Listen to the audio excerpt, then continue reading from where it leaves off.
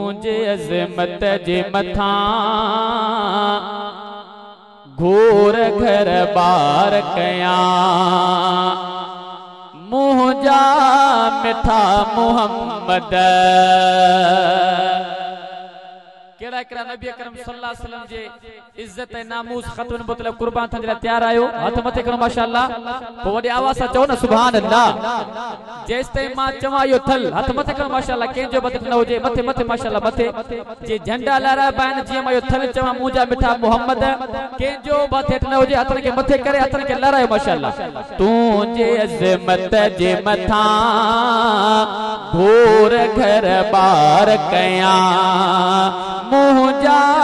मिठा मोहम्मद ऐ नबूवत जे मथा घोर संसार कया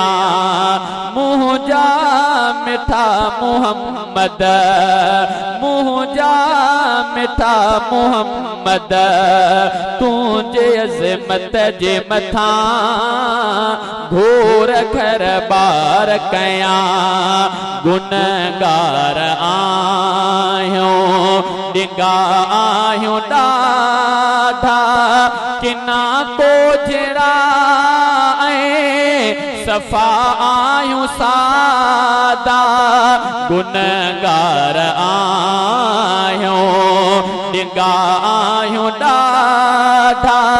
किना को जड़ा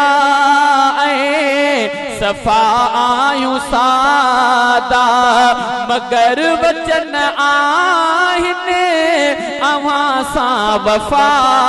जा तुझे दुश्मन जे मथा हिकु न सवार कया मुझा मिठा मोहम्मद मुझा मिठा मोहम्मद तुझे अज़मत जे मथा घोर घर बार कया नबी आखिरी रब अवां खे कयो खुदा दीन कामिल अवां ते कयो नबी आखिरी रब अवां खे कयो खुदा दीन कामिल अवां ते कयो ऐ कुरान ऐलान वाज़िह कयो सुहिणो ऐलान ॿुधी माथो इक़रार कया मुझा मिठा मोहम्मद मुझा मिठा मोहम्मद तुझे अज़मत जे मथा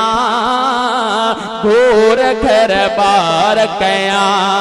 किननि कादियान ने जॾहिं कर खयो त उनखे जियालने वॾो थको हयो अवां जे दीवान ने उन्हनि खे निदियो मां भी अहिड़नि जी सची राह अख्तियार कया मुझा मिठा मोहम्मद मुझा मिठा मोहम्मद तुझे अज़मत जे मथा घोर घर बार कया यकीनन नबी हाणे ॿियो को न ईंदो अवां जहिड़ो मासूम ॿियो को न थींदो यकीनन नबी हाणे ॿियो को न ईंदो अवां जहिड़ो मासूम ॿियो को न थींदो वचन वा अवां सां न दुश्मन खटींदो हिकु न लख साह हुजने सब जा सब वार कया हिकु न लख साह हुजने सब जा सब वार कया मुंहिंजा मिठा मोहम्मद मुंहिंजा मिठा मोहम्मद तुझे अज़मत जे मथा घोर घर बार कया शफात अमाजिया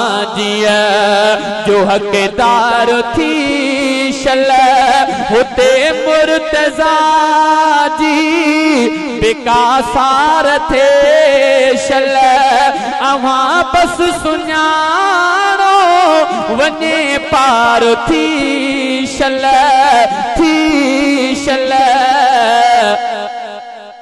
ही जेका लेन हाणे मां चवां थो इन में तव्हां सन जे आशिक़ रसूलन के एतरी सुभान अल्लाह चवणी आ जो पूरो सन शहर अव आशिक़न जी सुभान अल्लाह ॿुधे इते चवंदो इंशाअल्लाह जिते मां तव्हां खे इशारो कयां छा थो चए शायर शफाअत अवां जे जो हक़दार थी शल हुते मुर्तज़ा जी बेकासार थे शल अवां बस सुञाणो वने पार थी शल